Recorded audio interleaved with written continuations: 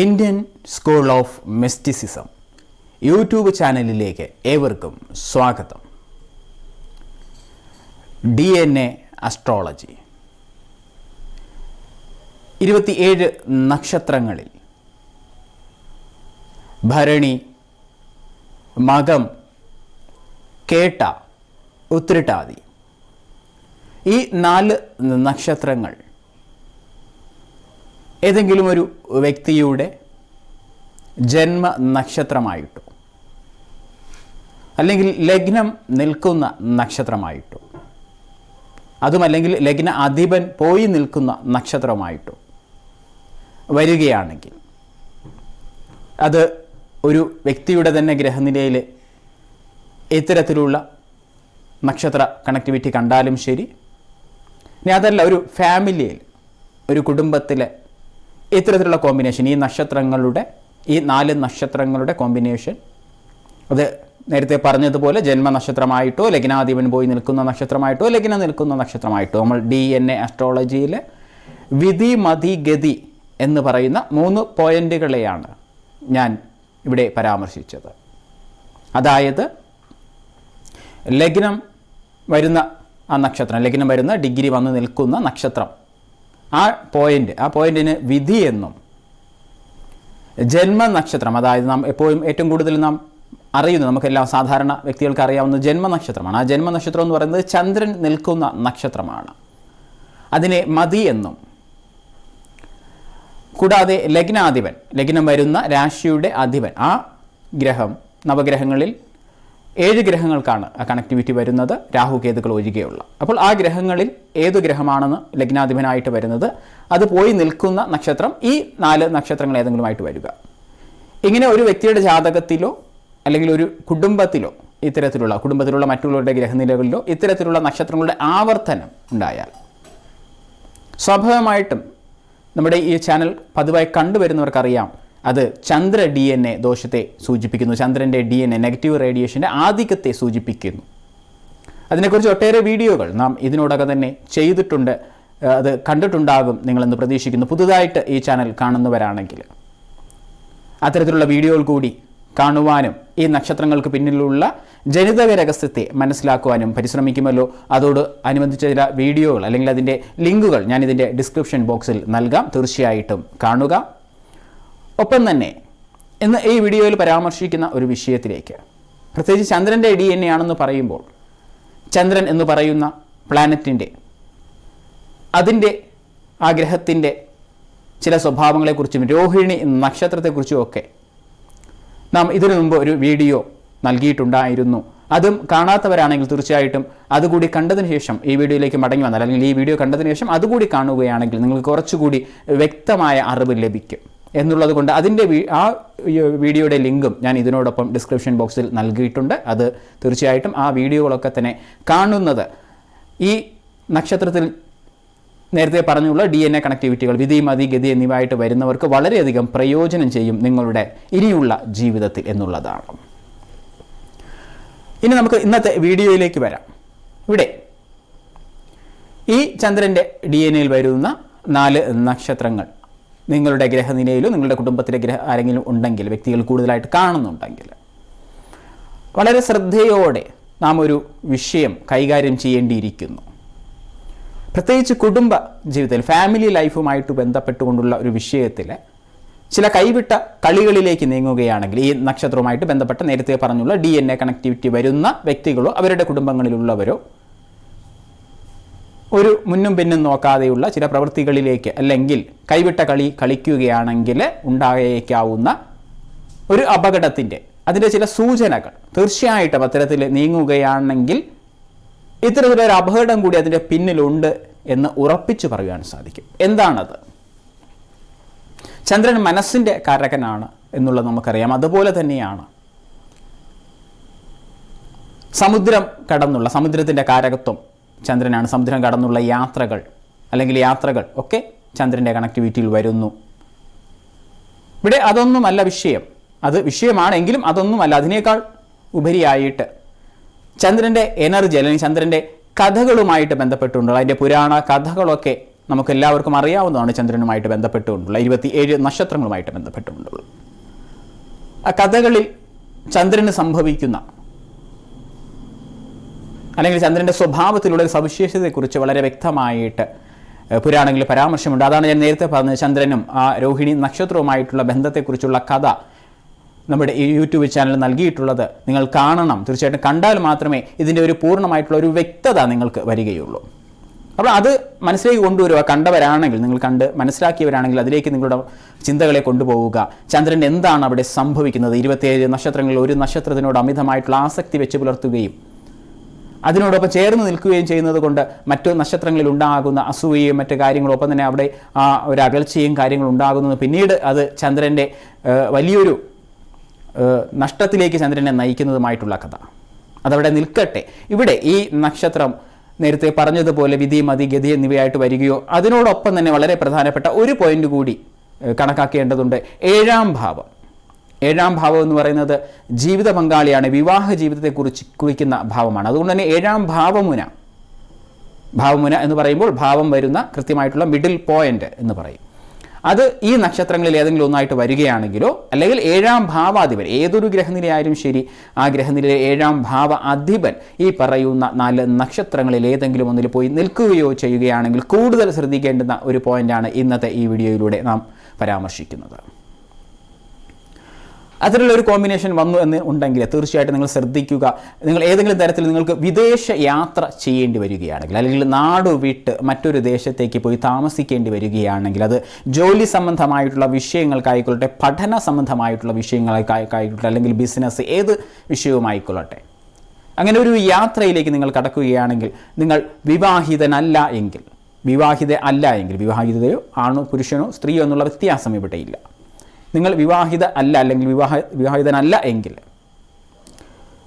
തീർച്ചയായിട്ടും നിങ്ങളുടെ അങ്ങനെ ഒരു യാത്ര, അങ്ങനെ ഒരു ദീർഘനാൾ വീട് വിട്ട് അന്യദേശത്ത്, പ്രത്യേകിച്ച് സമുദ്രം കടന്ന് കടൽ കടന്ന് അന്യദേശത്തേക്ക്, അന്യരാജ്യത്തേക്ക് പോകുന്നത് കഴിയുന്നതും ഒഴിവാക്കുക എന്ന് തന്നെ പറയാം. അത് അന്യരാജ്യം, ഒപ്പം തന്നെ അന്യ സ്റ്റേറ്റുകൾ, നദികളൊക്കെ കടന്നുകൊണ്ട് നമ്മൾ പോകുന്ന അന്യ സ്റ്റേറ്റുകളായാലും ശരി, അവിടെ കൂടുതൽ കാഠിന്യം അന്യരാജ്യത്തിനാണ് എന്നുള്ളതാണ് എടുത്തു പറയേണ്ടുന്ന കാര്യം. അന്യരാജ്യത്തേക്ക് വിവിധ കാര്യങ്ങൾക്കായിട്ട്, ജോലിയുമായിട്ട് ബന്ധപ്പെട്ടൊക്കെ ഒരുപാട് പേർ യാത്ര ചെയ്യാറുണ്ട്. പഠനവുമായിട്ട്, ഹയർ സ്റ്റഡീസുമായിട്ട് ബന്ധപ്പെട്ടുകൊണ്ട് ഇന്ന് ഒരുപാട് പേർ, നിരവധി പേർ അത്തരത്തിൽ യാത്ര ചെയ്യുന്നു.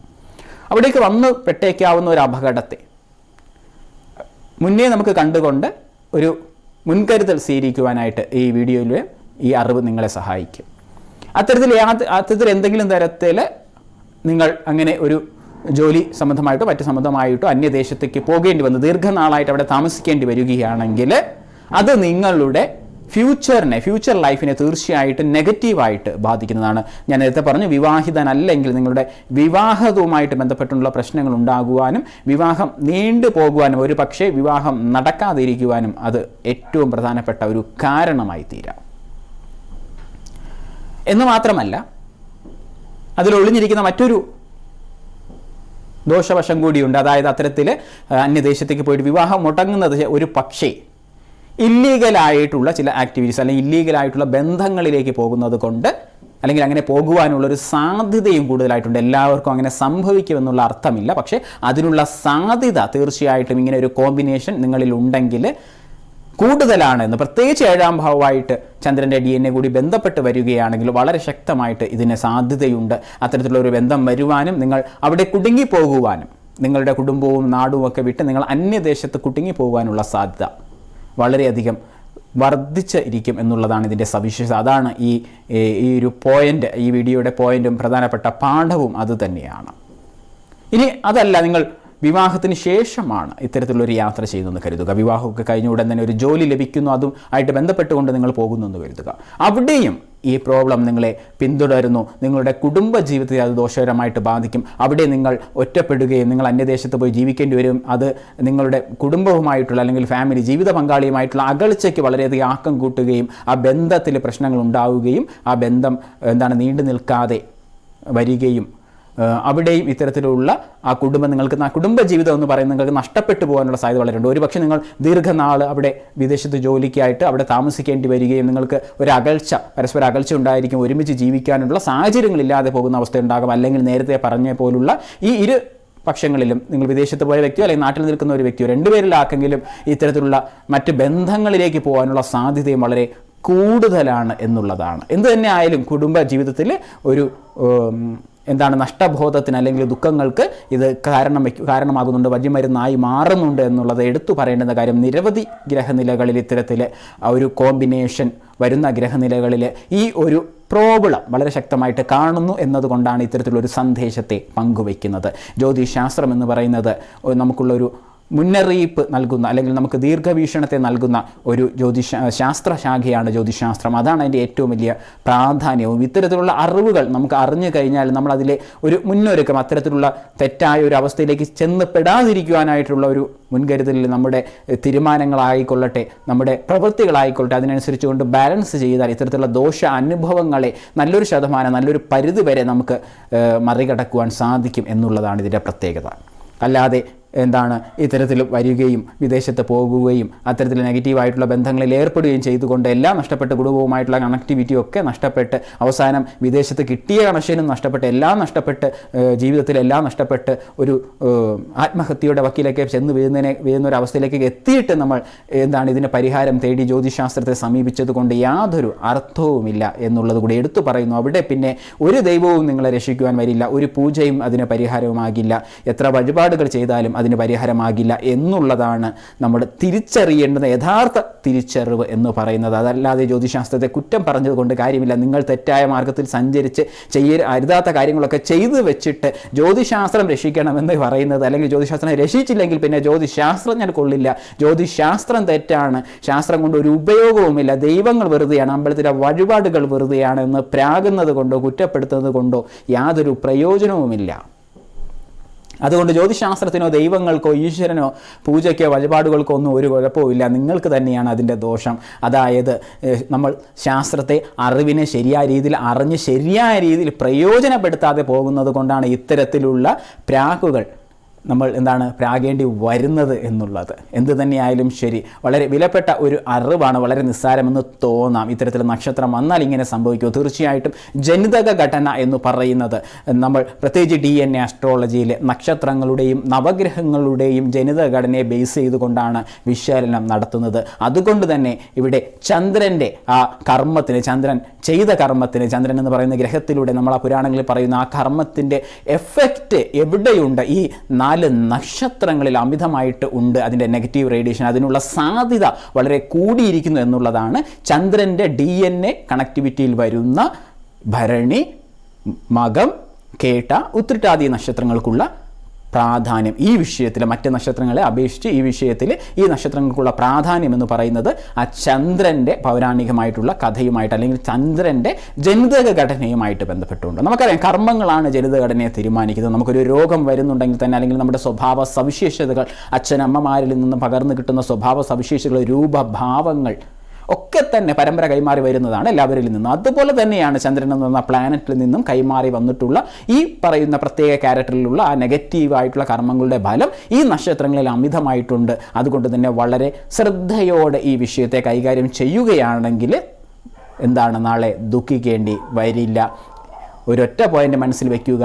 ഇനി അഥവാ ഇത്തരത്തിൽ ഒരു പോയിന്റിലേക്ക് വരികയാണെങ്കിൽ ആദ്യം പറഞ്ഞ കൂട്ടത്തിലാണെങ്കിൽ വിവാഹം നടത്തി വിവാഹത്തിന് ശേഷം മാത്രമേ ഇത്തരത്തിലുള്ള യാത്രകളോ ജോലി കാര്യമായിട്ടാണെങ്കിൽ പോലും പോകുവാനായിട്ട് നിങ്ങൾ തയ്യാറാവേണ്ടത്. ഇല്ലെങ്കിൽ എന്ത് ചെയ്യണം? കുടുംബസമേതം പോവുക.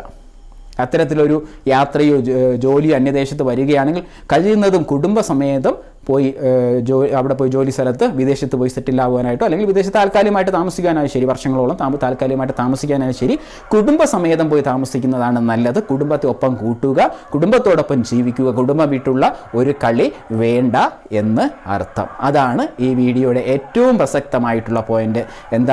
നമ്മുടെ കുടുംബം വിട്ടുള്ള കളികളൊന്നും തന്നെ വേണ്ട.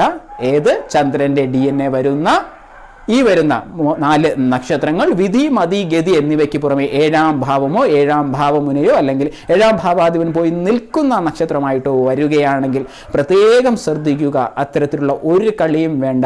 പിന്നീട് എന്താണ് ദുഃഖിക്കാൻ ഇടവരാത്ത രീതിയിൽ നമുക്കൊരു മുൻകരുതൽ എടുത്തുകൊണ്ട് മുന്നോട്ട് പോകാം. അത്തരത്തിലുള്ളൊരു കോമ്പിനേഷൻ ഉള്ളവരാണ് ഈ വീഡിയോ, തീർച്ചയായിട്ടും നിങ്ങൾക്കത് ഉണ്ടാകും. ഈ വീഡിയോ കാണുന്നതിൽ നല്ലൊരു ശതമാനം പേർക്കും അല്ലെങ്കിൽ നിങ്ങളുടെ കുടുംബത്തിലും ഇത്തരത്തിലൊരു കണക്ഷൻ ഉണ്ടാകും എന്നുള്ളത് ഉറപ്പ് തന്നെയാണ്. അതാണ് DNA. അതുകൊണ്ട് തന്നെ ശ്രദ്ധിക്കുക, ശ്രദ്ധിച്ച് മുന്നോട്ട് പോവുക. ഈ വിഷയത്തിൽ എന്തെങ്കിലും സംശയങ്ങളുണ്ടെങ്കിൽ തീർച്ചയായിട്ടും നിങ്ങൾക്ക് കോൺടാക്റ്റ് ചെയ്യാം. എൻ്റെ വാട്സപ്പ് നമ്പർ മറ്റു കാര്യങ്ങളൊക്കെ തന്നെ ഇതിനോടകം തന്നെ നമ്മുടെ ചാനലിൽ കാണുവാൻ സാധിക്കും. വിവിധ വീഡിയോകളിൽ നൽകിയിട്ടുണ്ട്. ഈ വീഡിയോയിലും അത്തരത്തിൽ അതിൻ്റെ വാട്സപ്പ് നമ്പരും മറ്റും നൽകുന്നുണ്ട്. ഈ വിഷയത്തിൽ എന്തെങ്കിലും ഗൈഡൻസ് നിങ്ങൾക്ക് ആവശ്യമായിട്ട് വരുന്നതിന് കൺസൾട്ടേഷൻ ആവശ്യമായിട്ട് വരുന്നുവെങ്കിൽ DNA അസ്ട്രോളജി കൺസൾട്ടേഷനായിട്ട് തീർച്ചയായിട്ടും നിങ്ങൾക്ക് വാട്സപ്പിൽ മെസ്സേജ് നൽകാവുന്നതാണ്. അത്തരത്തിൽ കൺസൾട്ടേഷൻ നേടുവാൻ സാധിക്കും.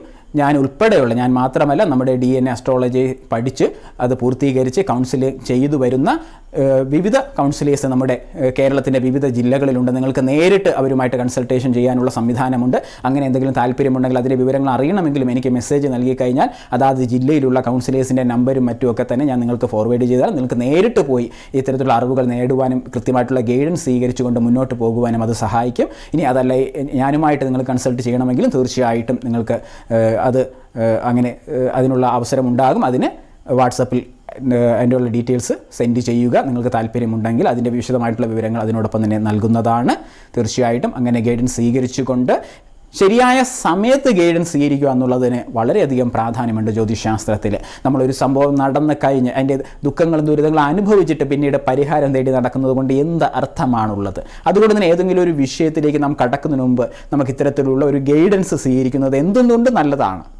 എന്തുകൊണ്ടും ജ്യോതിശാസ്ത്രപരമായിട്ടുള്ള ഒരു ഗൈഡൻസ് സ്വീകരിക്കുന്നത് വളരെ നല്ലതാണ്. അതുകൊണ്ട് ഒരു സംഭവം നടക്കുന്നതിന് മുൻപ് വേണം, അല്ലെങ്കിൽ ഒരു സംഭവത്തിലേക്ക് നാം പോകുന്നതിന് മുമ്പ് വേണം, ആ ഒരു തീരുമാനം എടുക്കുന്നതിന് മുമ്പ് വേണം ശരിയായിട്ടുള്ള അസ്ട്രോളജി ഗൈഡൻസ് നേടുവാനായിട്ട്. അക്കാര്യം പ്രത്യേകം ശ്രദ്ധിക്കുക. അതുകൊണ്ട് തന്നെ എന്തു വേണം, യഥാസമയത്ത് ഗൈഡൻസ് സ്വീകരിക്കുവാനായിട്ട് തീർച്ചയായിട്ടും നിങ്ങൾ പരിശ്രമിക്കുക.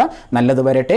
പ്രത്യേകിച്ച് ഇന്ന് ഈ പറഞ്ഞ നക്ഷത്രങ്ങളുമായിട്ട് ബന്ധപ്പെട്ടുള്ള വിഷയത്തിൽ ഒട്ടേറെ കാര്യങ്ങൾ ഇതുമായിട്ട് ബന്ധപ്പെട്ടുകൊണ്ട് നമ്മൾ പങ്കുവെച്ച് വരുന്നുണ്ട്. ചന്ദ്രൻ്റെ DNA ബന്ധപ്പെട്ടുകൊണ്ടുള്ള നക്ഷത്രങ്ങളുമായിട്ട് ബന്ധപ്പെട്ടുകൊണ്ട് ആ വീഡിയോസൊക്കെ കാണുക. ഇനിയും ഇതുമായിട്ട് ബന്ധപ്പെട്ട വീഡിയോസ് തീർച്ചയായിട്ടും വരുന്നതാണ്.